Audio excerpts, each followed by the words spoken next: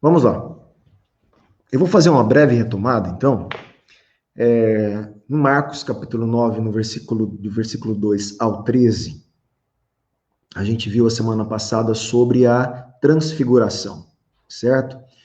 Marcos fazendo e contando a narrativa da transfiguração, o momento que Jesus leva alguns discípulos, né, 3 discípulos, para um alto monte, Pedro, Tiago e João, e ali diante deles, Deus transfigura Jesus, colocando Jesus num estado de majestade, de glória e de um brilho sublime, nós vimos a semana passada. E eles tiveram, então, essa experiência com Jesus, ouvindo a voz do Pai, novamente declarando: Este é o meu Filho amado, a Ele ouvi, colocando Jesus numa posição, inclusive, muito superior a Elias e Moisés.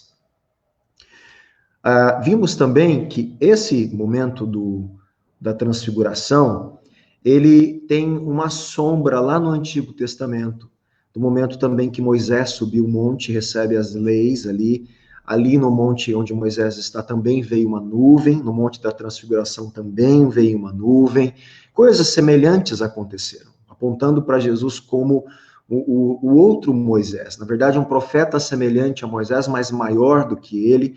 Isso foi uma profecia veterotestamentária que estava então se cumprindo e se cumpriu na pessoa e na obra de Cristo. Outra coisa interessante também que eu quero mostrar um paralelo, quando Moisés desce do monte ali, depois de algum tempo, ele encontra ali embaixo um povo que já tinha se desviado, não sei se vocês lembram, né?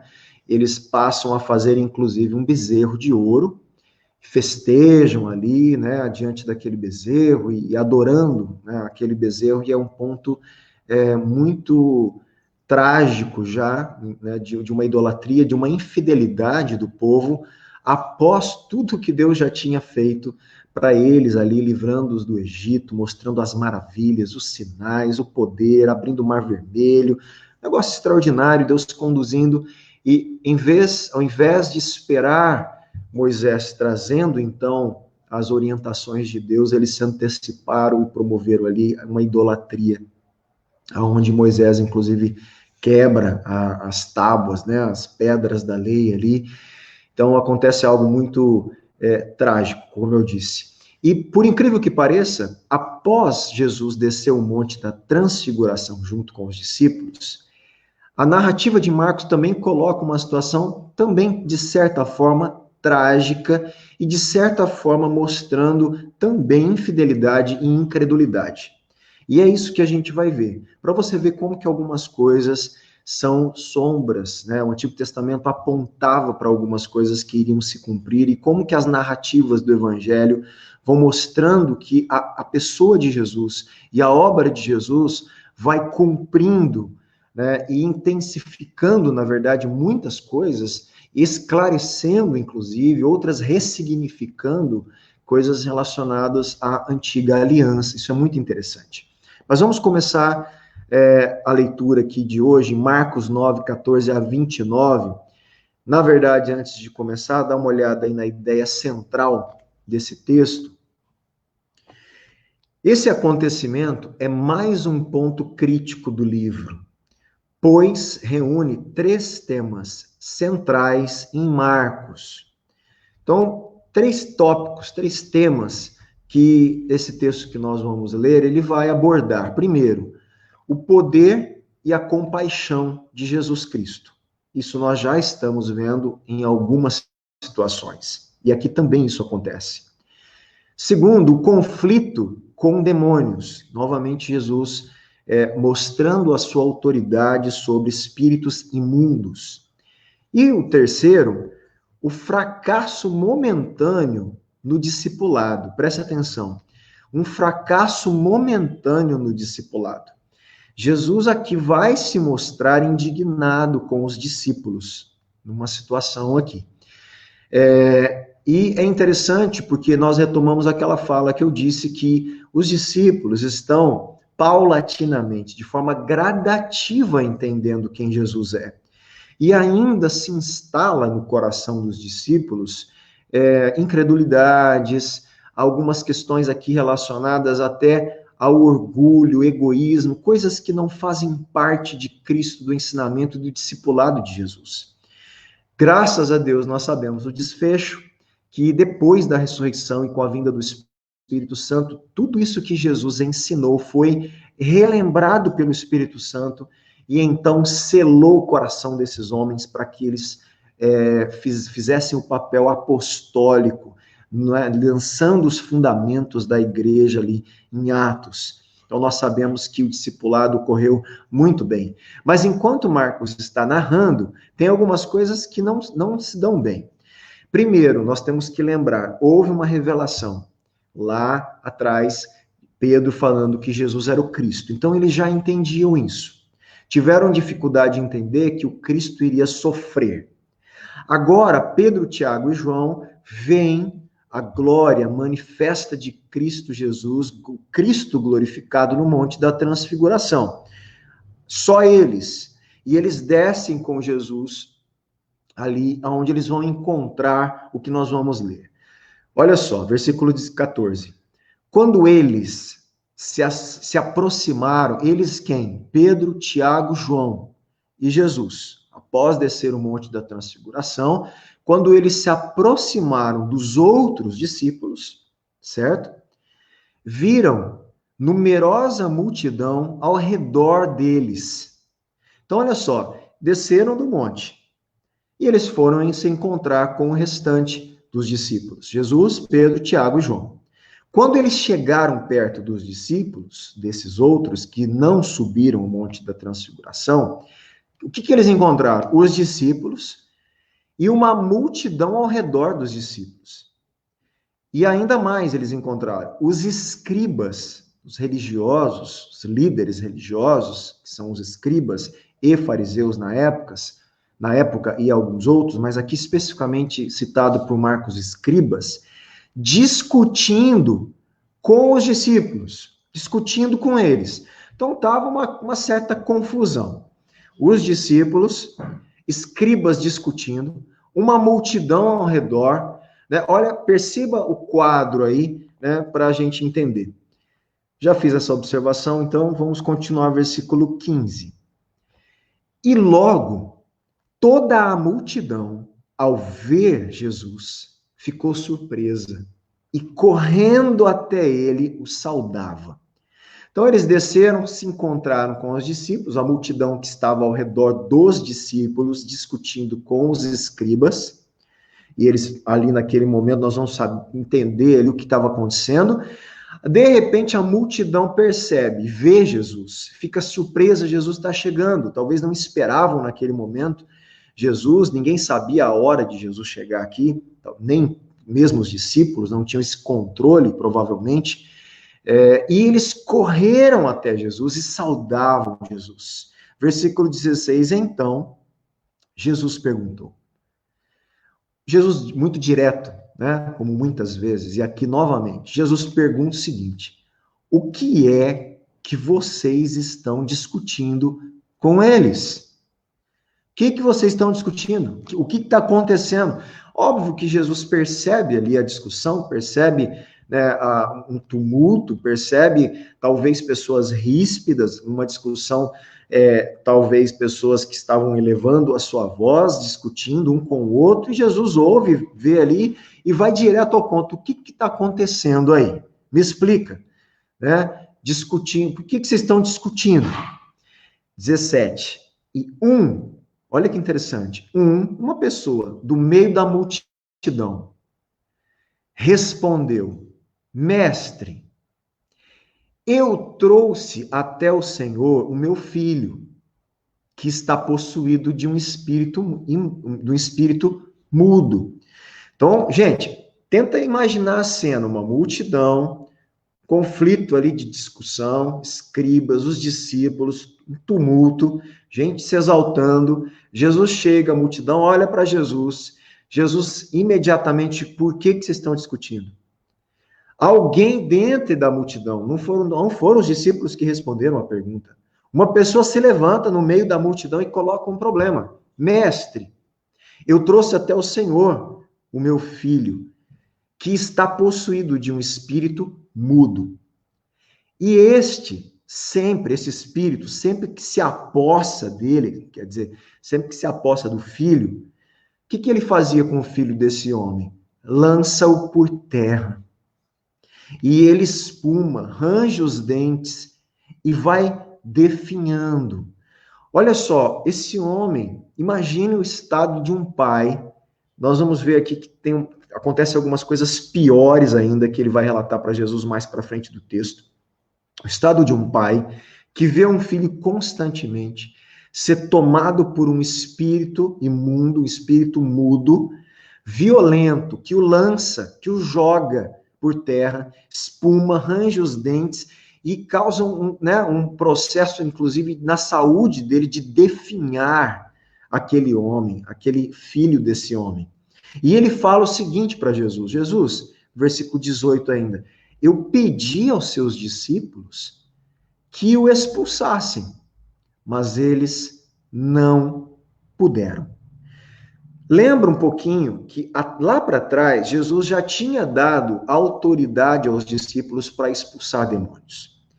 E eles já tinham tido a experiência de expulsar demônios, e demônios se submeterem à autoridade que Jesus tinha delegado a eles. Eles já tinham experimentado isso.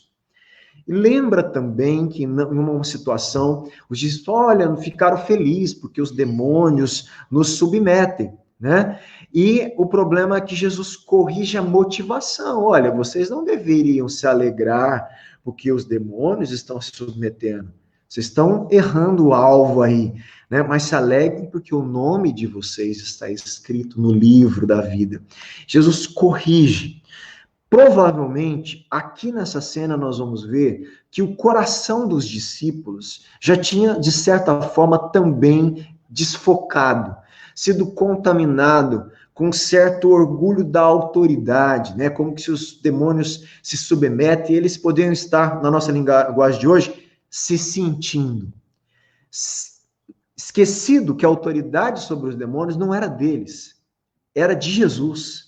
Jesus tinha dado autoridade a eles. Essa autoridade, a fonte da autoridade era o Cristo, não era eles. E provavelmente Deus permite que isso aconteça para colocar os discípulos no lugarzinho deles. Mostrar, vocês vão fracassar, porque o coração de vocês não está preservado. Então, esse homem apresenta esse problema. Mestre, eu trouxe meu filho com espírito mudo, esse espírito aposta dele, lança ele por terra, espuma, arranja os dentes, definha, pedi para os seus discípulos que expulsasse, eles não conseguiram. Olha só, para onde foi ali a moral, né? Para onde foi, talvez, o status, né? Aquele status que os discípulos já estavam tendo, da autoridade que eles tinham de expulsar demônios. O que você acha que se passou na cabeça desses discípulos, né, e na cabeça desse homem? O que será que estava acontecendo? Aí Jesus continua a conversa. Então, Jesus exclamou. Meu irmão, preste muita atenção aqui. É exclamação, literalmente. É uma exclamação. Ele usa, inclusive, uma partícula, tanto no português como no grego. Esse O também acontece no grego. É uma partícula de uma interjeição, uma exclamação. Inclusive usava para chamar, para invocar, um vocativo. Quando isso é usado no original, na língua grega, quem pegar um pouquinho de uma gramática lá e ver o que acontece quando se usa essa interjeição mostra que o narrador, a pessoa que está escrevendo, quando usa, ele quer mostrar que existe uma emoção intensa. O que está acontecendo aqui é que Jesus está carregando as suas palavras de alguma emoção. E essa partícula poderia carregar uma emoção positiva ou negativa. No caso, é negativa. Jesus simplesmente ele está ali mostrando, olhando a situação, ouvindo a história do homem. Ele faz então uma exclamação, né, muito enfática. Ó, geração incrédula! É mais ou menos isso, se eu fosse tentar interpretar, coisa que eu não sou muito bom nisso, né? Mas o que Jesus estava fazendo? Ele não falou assim, com certeza não, ó geração incrédula. Não, não foi esse o tom. O tom foi de profunda emoção, de profunda indignação. Ó geração incrédula, até quando estarei com vocês? Então é carregado, meu irmão, de muita ênfase aqui, muita emoção. Essa partícula é usada em momentos específicos para justamente mostrar a quantidade de carga emocional que estão nessas palavras. Então Jesus exclama dessa forma: ó geração incrédula. Vamos ler aqui uma anotação minha. Esse momento aí é difícil identificar para quem Jesus, ou a quem Jesus chama de infiel ou incrédulo. A palavra original é apistós. Pistós, piste de fé. A é uma partícula de negação. Então, sem a piste, sem a fé. Então, apistós, sem fé. Por isso traduzido como incrédula, geração sem fé, ou infiel. Nós não sabemos exatamente aqui, existe uma certa discussão. Para quem Jesus está falando isso? Ele está chamando quem de infiel? Ele está chamando quem de incrédulo? E aqui talvez se refira, alguns colocam aqui, talvez se refira à multidão e os escribas que discutiam com os discípulos. Então a pergunta é, será que Jesus está chamando a multidão de geração incrédula e os escribas? Né? Existem alguns que acreditam nisso. Ou outros aos discípulos, que não foram capazes de expulsar o demônio. Ou ainda a todos os presentes, como representantes da incredulidade da nação de Israel. Todos que estavam ali, multidão, escriba e os discípulos, estavam representando aquele povo que ainda eram infiéis, incrédulos na apresentação de Cristo, de quem ele era. Tudo bem, vamos lá. Há a possibilidade aqui, um comentarista, ele comenta sobre, ele aponta essa maior possibilidade para ele. Há a possibilidade de Jesus se dirigir tanto aos discípulos quanto ao povo como um todo. Mas, para esse comentarista, e realmente eu peguei isso porque faz sentido, no contexto imediato, quer dizer, no contexto imediato do texto mesmo, descreve o fracasso dos discípulos. E os discípulos estão fracassando em expulsar o demônio. Após o relato disso, Jesus então exclama de forma profunda: ó geração incrédula e perversa, até quando eu vou estar com vocês? Então, essa é uma questão aí de se pensar. Então, há uma grande possibilidade de estar se referindo a todas as pessoas, mas também de uma forma objetiva à situação relacionada aos discípulos. Vamos prosseguir a leitura. Ó geração incrédula, até quando estarei com vocês? Até quando estarei com vocês? De fato, Jesus não estará com eles por muito mais tempo. Ainda assim, sua irritação é evidente. Jesus está irritado, está indignado. Existe uma indignação pela situação de infidelidade, de incredulidade, e eu quero assumir dos discípulos, apesar da multidão também, apesar dos escribas, mas os discípulos também foram afetados por isso. E essa indignação profunda é exclamada por Jesus. Haverá tempo suficiente para transformar a incredulidade egocêntrica em fé e entendimento. Isso vai acontecer com os discípulos, como nós já sabemos. Até quando, Jesus fala, olha só como que é forte a indignação. Até quando eu terei de suportá-los? Meu irmão, a palavra aqui é aguentar. Até quando eu tenho que aguentar vocês? Até quando eu tenho que suportar isso, tolerar? Então, era uma certa maneira, uma frustração de Jesus momentânea. A gente tem que entender que é momentânea, porque tudo isso estava num plano de Deus, a gente sabe, e o próprio Jesus sabia, mas ele estava confrontando isso nos discípulos, que ele estava mostrando que eles estavam equivocados. Então, até quando, ó geração incrédula, até quando estarei com vocês? Até quando terei de suportar vocês? Aí Jesus fala o seguinte: traga o menino. Traz esse menino. E eles o trouxeram.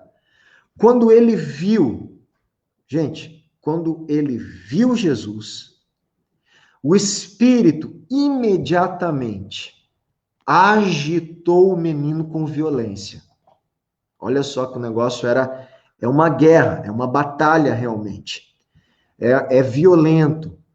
Esse espírito era violento, era afrontador, queria realmente destruir a vida desse rapaz.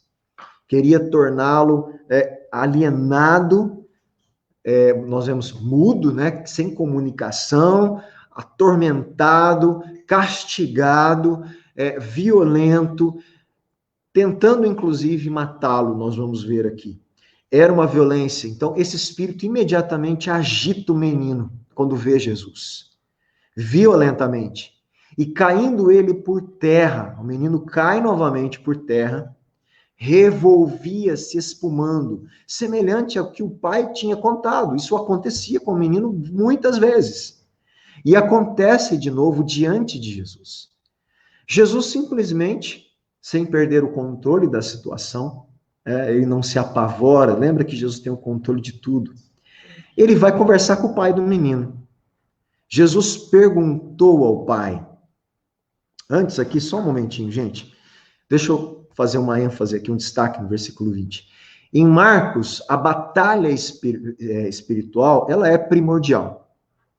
Quando os espíritos malignos se deparam com Jesus, há sempre uma reação violenta. Você pode depois em casa aí conferir capítulo 1, 23, 26, 34, capítulo 3, 5, tá bom? Mas em todas as ocasiões, a dor e as convulsões recaem sobre o desafortunado possesso. Eles não poderiam fazer nada contra Jesus. Então, eles tentavam atormentar e atormentavam o possesso. Jesus é um inimigo de longa data, mas ele é inatacável, né? Não pode ser atacado, não pode ser combatido, é sempre vencedor. Então, quem o Espírito vai atacar? Jesus? Não. Vai atacar aquelas pessoas que Jesus estava estendendo compaixão, misericórdia, trazendo as palavras do reino, querendo abençoá-las para que elas fossem libertas dessa opressão. E assim acontece também nesse relato. Jesus, então, perguntou ao pai do menino: há quanto tempo isso está acontecendo com ele? O pai respondeu: desde a infância.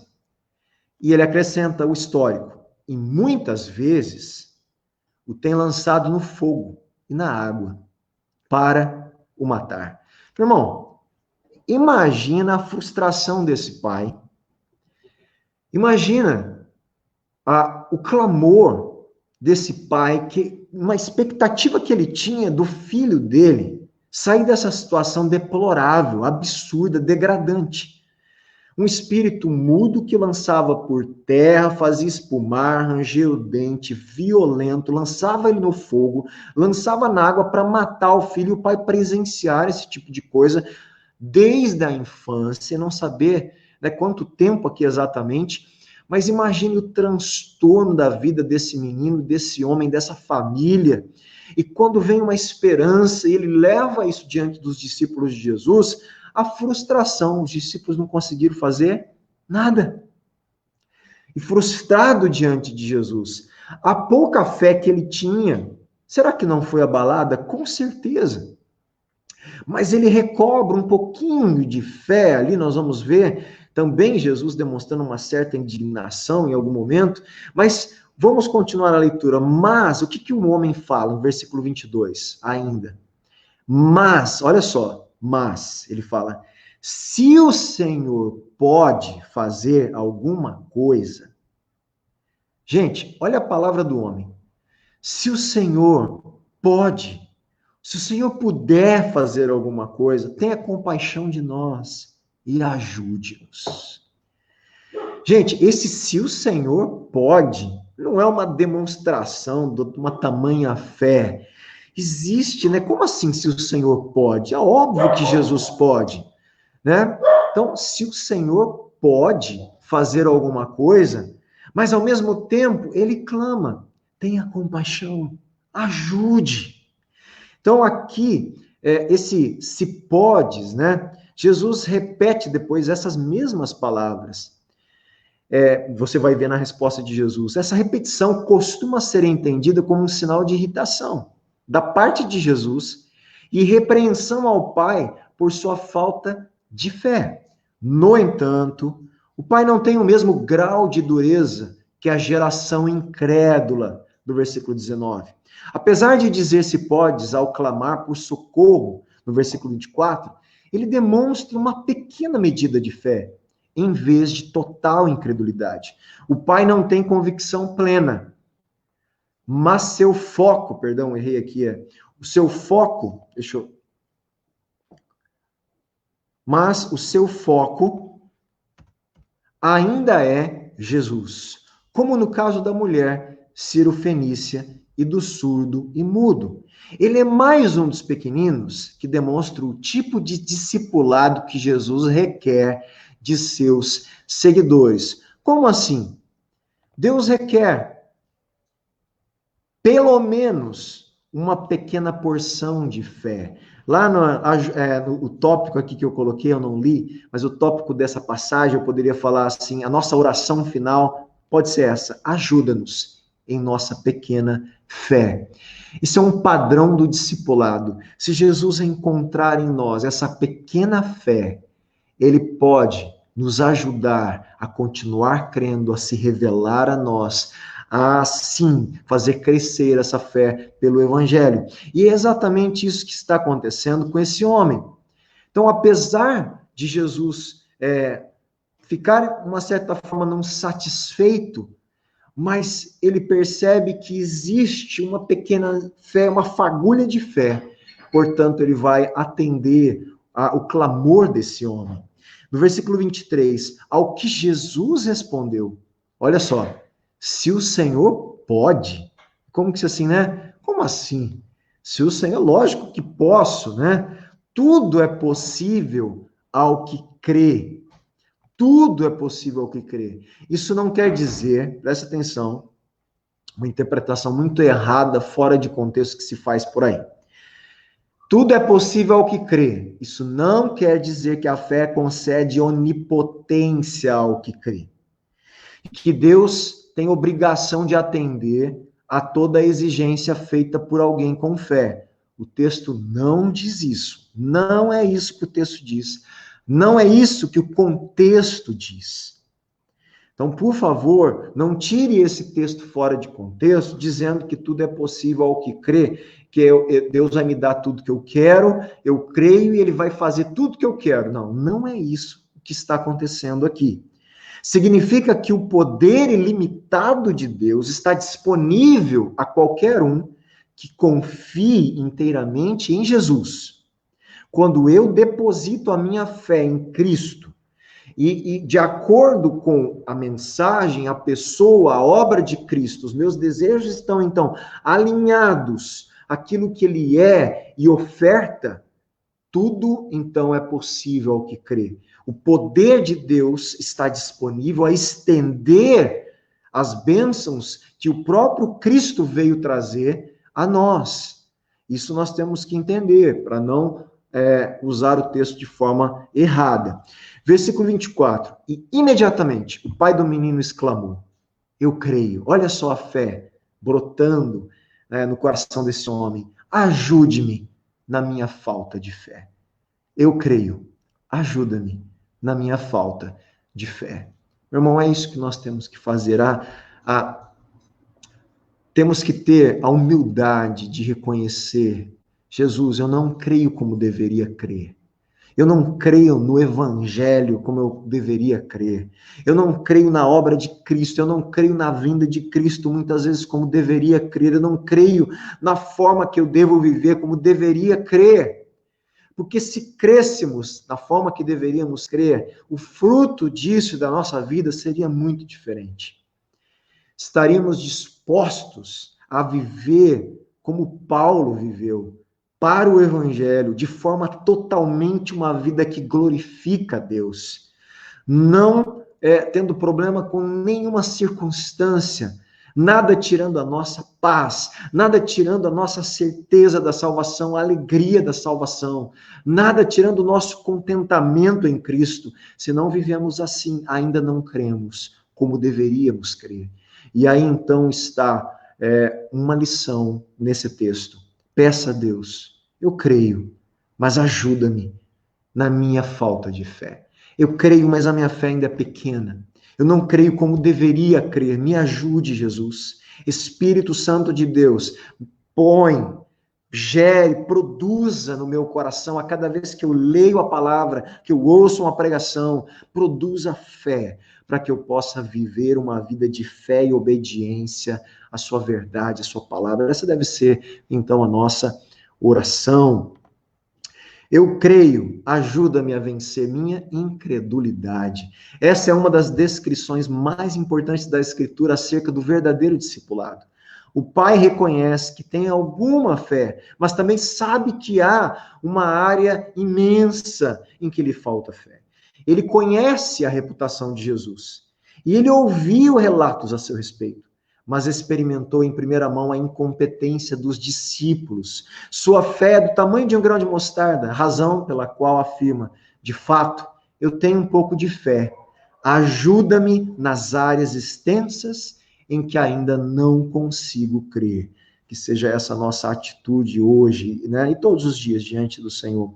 Vendo Jesus que muita gente estava se reunindo, quer dizer, começou a chegar, aglomerar mais gente, Jesus resolver o problema, né, de forma mais imediata. Simplesmente ele faz o quê? Repreendeu o espírito imundo, dizendo-lhe: espírito mudo e surdo, eu ordeno a você, saia deste menino e nunca mais entre nele. Jesus identifica esse espírito com aquilo que ele fazia, ou algumas coisas que ele fazia no menino, provocava mudez e surdez. Não era o nome do espírito imundo, mas é o que aquele espírito imundo estava fazendo na vida dos discípulos, tá certo? Então, há uma identificação. Espírito mudo e surdo, eu ordeno a você, saia desse menino e nunca mais entre nele. E ele, gritando e agitando muito, o que o Espírito fez? Gritou. Né? O menino gritou ali e agitou-se muito. O Espírito saiu, deixando-o como se estivesse morto, a ponto de muitos dizerem: morreu. Presta atenção. Espírito mudo e surdo, sai e não volta mais nele. O que o Espírito começa a fazer? Ao obedecer a ordem de Jesus, grita, agita e sai. Mas o menino fica como morto, gente, ao ponto das pessoas que estavam ali falarem: o menino morreu. Está sem vida, tá? Então imagine o estado ali de violência que aconteceu, né? Versículo 26. Nesse episódio final, a reação violenta, na verdade, o espasmo da morte, né, de morte, da possessão. O ataque final, né, que esse espírito estava tentando fazer. O menino fica tão parecido com um cadáver que a multidão conclui: ele morreu. Mas Jesus, o que ele faz? Tomando ele pela mão, o ergueu e ele se levantou. Na verdade, gente, esse é mais um milagre em 2 estágios, nós podemos considerar assim. Pois Jesus expulsa o demônio e depois levanta o menino de um estado de coma. Ele estava ali em coma, desmaiado, né? Perdeu, para as pessoas que estavam próximas, ele estava morto.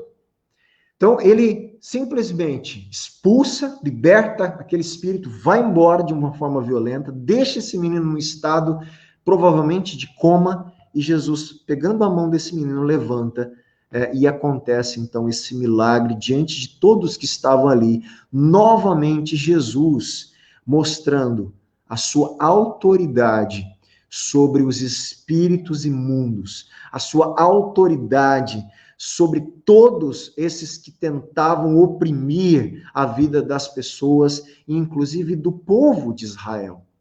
É isso que a gente tem que entender. E continuando aqui, quando Jesus entrou em casa, olha, gente, presta atenção, uma pausa aqui que a gente está encerrando. Depois de tudo isso, o que você acha que os discípulos tinham que fazer? Fala para mim. O que se espera nesse momento? Eu acredito que é razoável esperar os discípulos de Jesus. Glória a Deus, que maravilha, que poder extraordinário, como vimos, né, a mão do Senhor, como vimos novamente o Senhor se revelar com autoridade sobre os espíritos imundos, tendo autoridade vindo do próprio Deus. Gente, os discípulos poderiam, obviamente, ali se maravilhar porque aquele menino que estava sofrendo, aquele pai, aquela família foi liberta, foi, né, salva pelo Cristo que eles estavam vendo. Mas, gente, olha que interessante, parece que não passa isso, estava passando outras coisas na cabeça dos discípulos, né? Coisas que não são muito legais, eles estavam preocupados só com eles não estavam preocupados. Jesus, eu estou muito feliz porque, né, nós não conseguimos, mas o pai agora está satisfeito, o pai está feliz, foi salvo, aquele menino durante tanto tempo oprimido, hoje está livre desse demônio, agora está livre. Jesus, que bom, né, como caminhar nisso, nós queremos te representar bem, mas não foi nada disso. Quando Jesus entrou em casa, os seus discípulos lhe perguntaram em particular, olha a preocupação deles. Por que nós não pudemos expulsá-lo? Eles estavam preocupados com eles. Por que a gente não conseguiu expulsar Jesus? Né? Por que nós fomos humilhados lá? Por que né, depois o pai humilhou, falou, teus discípulos, né, não conseguiram resolver o problema. Jesus, mas por que? Nós não temos poder? Por que a gente não conseguiu, né, resolver esse problema? Observe que os discípulos não ficam admirados, nem entusiasmados com o milagre maravilhoso, mas continuam centrados em si mesmos. A ênfase é sobre nós, e sua preocupação é com a sua própria impotência, com aquilo que nós não conseguimos fazer. De novo, eles tiram os olhos de Cristo, eles tiram os olhos da fonte do poder, eles tiram os olhos do verdadeiro problema, da miséria das pessoas, da misericórdia e da compaixão de Jesus com aquelas pessoas, e eles estão centrados na impotência deles, porque que eles não puderam fazer, porque que eles, né, de certa forma, se sentiram humilhados diante da multidão, porque eles tinham esse poder e não conseguiram usar. Jesus respondeu, esse tipo de espírito só pode ser expulso por meio de oração. Gente, a gente precisa entender aqui o que isso significa, o que Jesus está falando para eles. A oração, em outro texto, Jesus fala oração em jejum, numa outra situação. O que está acontecendo? Né? Por que Jesus responde dessa forma? Preste atenção para você, por favor, não entender de forma equivocada isso. Mas os discípulos não oravam? Ou os discípulos não oraram pelo menino? Não é isso. O que Jesus está falando, o que a oração, e no outro caso, o jejum, significa? O que era o jejum no Antigo Testamento?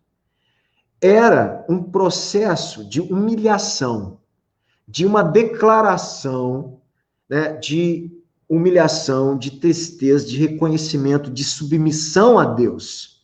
Reconhecendo que eu não sou nada, que eu não me resolvo, que eu preciso de socorro, que é Deus quem é grande. Então, todo momento que o povo de Israel se achava em circunstâncias que mostravam a sua impotência, eles faziam o quê? Paravam de comer, lamentavam, colocavam um pano de saco e cinza, vestiam de forma rústica, mostrando então o seu estado deplorável de tristeza, humilhação e de dependência de Deus.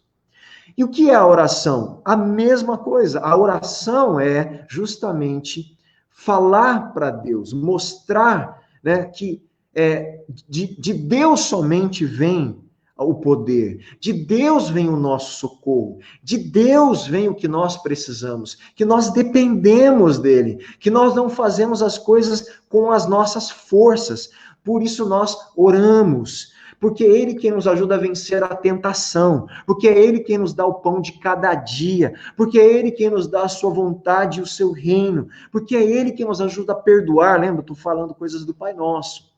Então, a oração é quando nós nos colocamos em completa submissão e dependência de Deus, e o jejum também. O que Jesus está falando é justamente isso. Este espírito, né, esse tipo de espírito, só pode ser expulso quando vocês estiverem em completa dependência de Deus, em completa submissão à vontade de Deus, querendo glorificar a Deus, não pensando em vocês, não pensando no poder de vocês, mas lembrando que tudo que vocês têm vem de Deus, que o poder que vocês têm para expulsar esse espírito vem de Deus, que a motivação que vocês têm para libertar aquela pessoa não é para a glória de vocês, é por compaixão de Deus, aquele pai, aquele filho. A oração nos coloca de acordo com a vontade de Deus. Não é isso? Pai nosso que estás no céu, santificado seja o teu nome, venha a nós o teu reino, seja feita a tua vontade, assim na terra como no céu. A oração, então, nos coloca num estado de obediência à vontade, de submissão à vontade de Deus, aos desejos, aos planos de Deus, à mente de Deus, ao coração de Deus. É isso que Jesus está falando. Vocês não estavam em completa submissão a Deus. O coração de vocês estava em desacordo à vontade de Deus, estava em desacordo às motivações de Deus. Por isso não há poder, por isso vocês foram impossibilitados, por isso vocês foram, portanto, envergonhados e não usufruíram. Gente, isso foi um baita de um ensino, um discipulado de Jesus. Na falha do discipulado, Jesus discipula e ensina, portanto, os discípulos, né? Retomando isso, os discípulos partiram do entendimento de que, pelo fato de Jesus ter dado autoridade a eles sobre espíritos malignos, tinham poder inerente, poder próprio neles. Não tinham. Né? Não perceberam que sem a dependência completa em Jesus e em Deus, não tinham poder algum. É isso que nós aprendemos e as nossas considerações finais aqui do nosso texto de hoje. Preste atenção. Consideração 1. Os poderes demoníacos têm como propósito atormentar e derrotar todos os seres criados à imagem de Deus. Eles, odeiam seus próprios seguidores, os não salvos, e desejam apenas destruí-los. No entanto, foram derrotados por Cristo e podem ser vencidos por aqueles que verdadeiramente creem em Cristo, em Deus. Primeira consideração. Segunda consideração, os discípulos são derrotados com facilidade devido à sua tendência de viver unicamente para si mesmos e, consequentemente, de pensar só em si. Como o pai do menino endemoniado, eles precisam se render inteiramente a Cristo. Aquela atitude do pai, né? Eu tenho um pouquinho de fé, mas ajuda-me na minha fé. Ajuda-me. É interessante que essa atitude, na verdade, é um exemplo para os discípulos. Essa deveria ser a atitude dos discípulos. Jesus continua a me ajudar na minha pequena fé. Continua a ajudar para que eu continue crendo no Senhor, na sua palavra, e saiba que em nós não temos nada, que a autoridade vem do Senhor. Terceira consideração, a oração tem o potencial extraordinário de nos colocar na condição de dependência total de Deus, em humilhação diante do único que tem todo o poder. É isso que a oração serve, o jejum. A partir dessa fé e consciência, podemos orar e ver o poder de Deus em uma situação, curando e subjugando as forças demoníacas. Tudo para a glória dele. Tudo para a glória dele. Não a nós. não para nós sermos reconhecidos, não para as pessoas verem que temos algum tipo de poder, não para nos sentirmos os melhores, poderosos discípulos de Cristo. Não, porque isso não é estar em espírito de oração e jejum, dependência total de Deus, porque dele, por ele e para ele são todas as coisas. Importa que ele cresça e que eu e você, que nós, diminuamos. O crescer e a glória é somente de Cristo, somente de Deus. Tá ok? Que diante de tudo isso que a gente leu, guarde isso no seu coração. Peça a ele, ajuda-me na minha pequena fé. Reconheça isso. Reconheça que você precisa de ajuda até para crer. Que você precisa de ajuda até para desfrutar das bênçãos dele. Me ajude. Que a bondade de Deus nos conduza ao arrependimento. Que a bondade de Deus produza fé no nosso coração, no Evangelho, que é o poder de Deus para nos salvar. Produza fé na pessoa e na obra de Cristo. Produza dependência total a Deus. E é assim que nós devemos viver. É isso que Jesus está ensinando para esses discípulos. E, obviamente, ensinando a nós, através da leitura do Evangelho de Marcos.